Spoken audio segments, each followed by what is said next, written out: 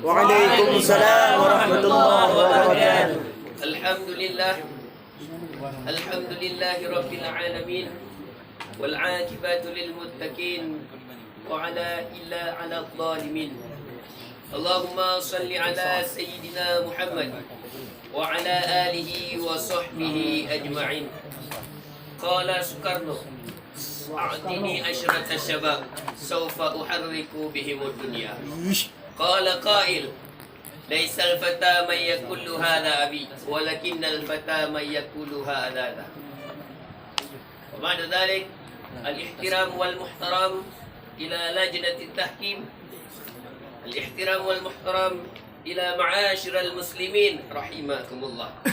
بهذه الفرصة السابقة اسمحوا لي أن أشرح خطبة واحدة تحت الموضوع مسؤولية الشباب. معاشر المسلمين رحمكم الله، إذا كنا نتكلم عن الشباب لوجدناهم في كثير من المقالات المدونة، بل كنا نشاهد بأنفسنا لتطبيق المطابقة، بل كنا نشاهد بأنفسنا أن يكون بسوف بدور هم للتطبيق بترقية وتقدمهم، فهم أمل الأمة الذين سيجاهدون للمستقبل في بلادهم الباهر. وفي نفس الوقت فهم أيضا أمل الإسلام الذين سيضحون أنفسهم لتطبيق وترقية الإسلام، فهم الذين سوف يكافحون ليدافعون عن أحكام دينهم ويحمونها من تأثير الثقافة الغربية الهدامة، كما كنا نرجو أن يكونوا أمراء عاملين كما يزعم دائما شباب اليوم أمار الغد.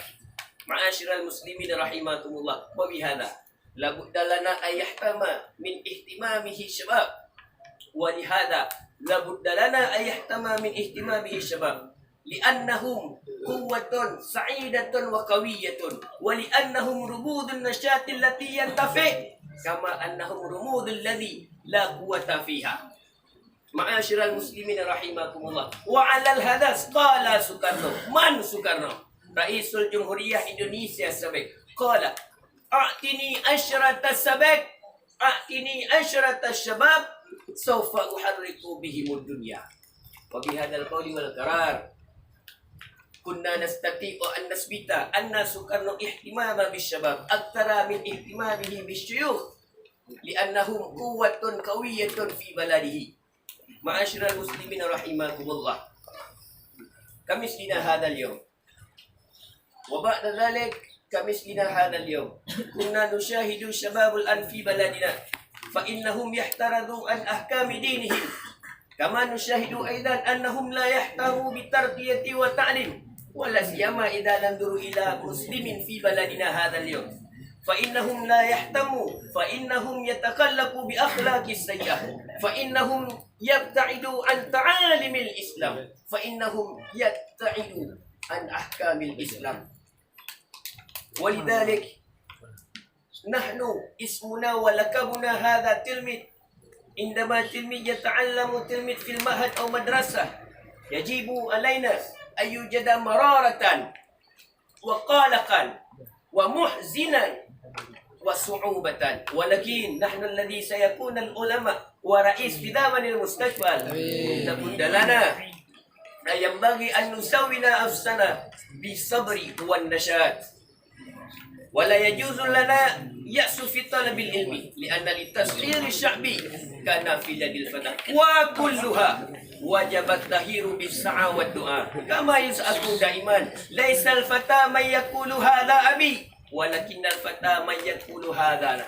معاشر المسلمين رحمكم الله، ولذلك يجب علينا أن نسعى أن نعي